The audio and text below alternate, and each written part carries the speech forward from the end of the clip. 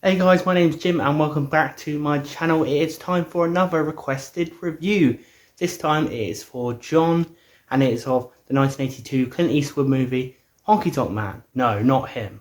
I almost didn't want to include that because it's so easy, but I only knew about the term Honkytonk Man from the rest of the Honkytonk Man. So this has opened my mind that it's actually a term about singers, actual singers. So you learn something new every day.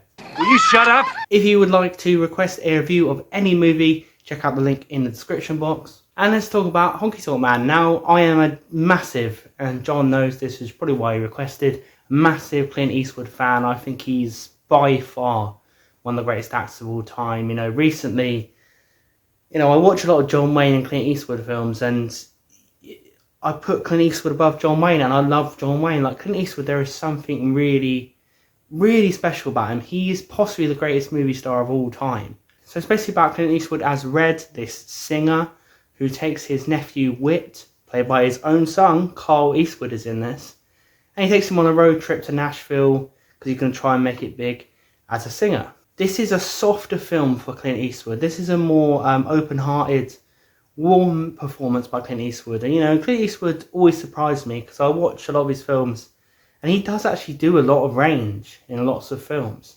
People just think of him as the Western guy and the war guy, but he has done a lot of films which require a lot of range, and I found myself very, very drawn to how nice and approachable Clint Eastwood is in this movie. His character of Red, you want him to succeed. He has tuberculosis, the character, and this affects him as a singer, so you're really rooting for him to be able to do his singing, be able to do his performing, and not let his illness get to him, and your heart goes out to this character. And obviously we see Clint Eastwood singing in this.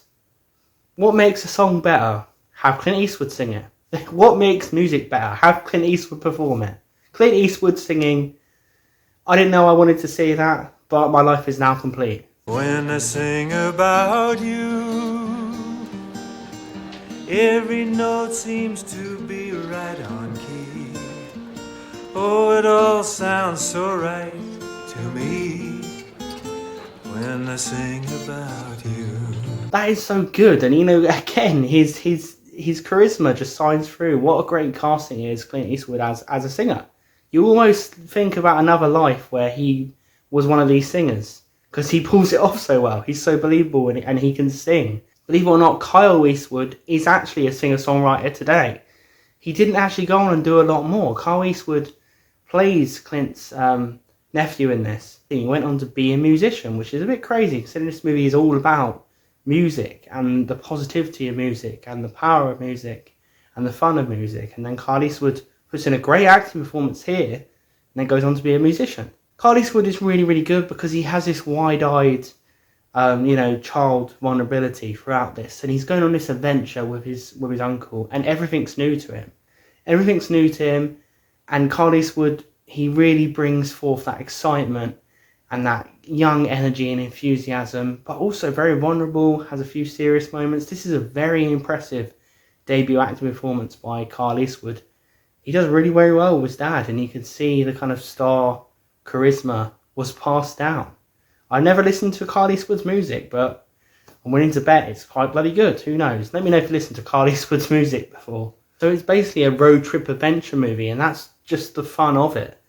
It's got real energy, a whimsical, light-hearted feeling to it. Very much like a Sunday afternoon film you could put on.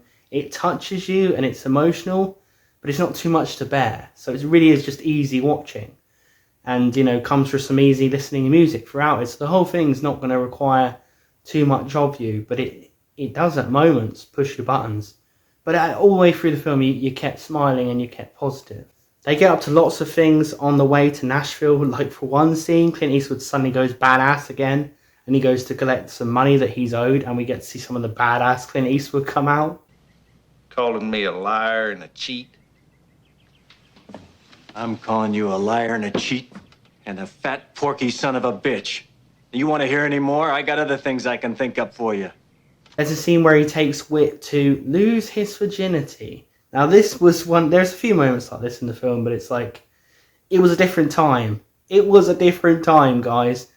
Whit looks about 10. Like, I think Clint Eastwood says in this that he's 15, But I think you're supposed to think that he's lying to get him, because when he goes to this brothel, all the ladies are like, we don't want to get in trouble. And then one goes, I'll do it.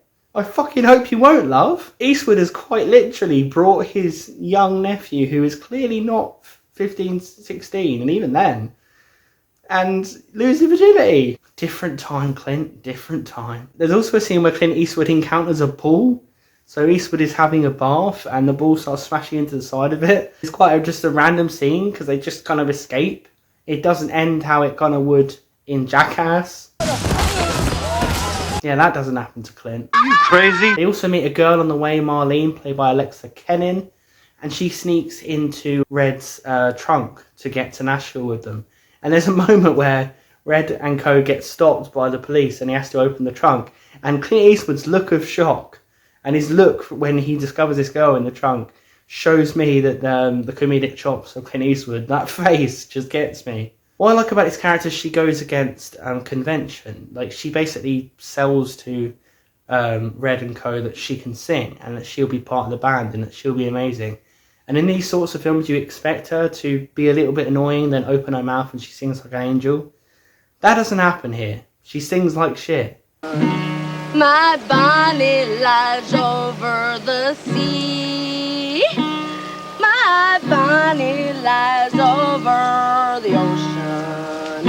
And I enjoyed that kind of, because it's like you really expect her to be able to do it. And you know, this is a movie about underdogs and misfits and outcasts.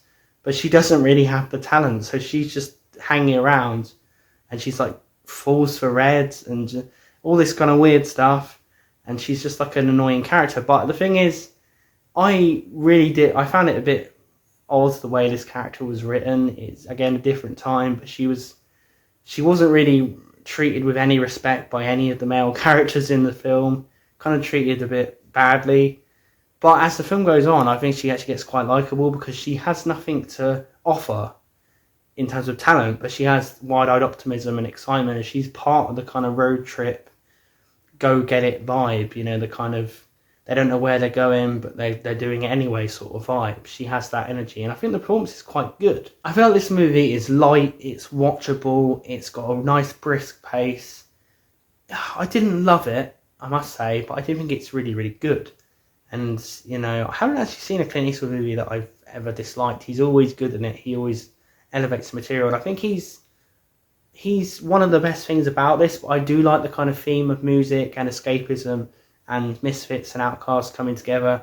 I feel like it could have gone a bit further, but it wasn't supposed to. It's supposed to be Sunday afternoon kind of easy watching film.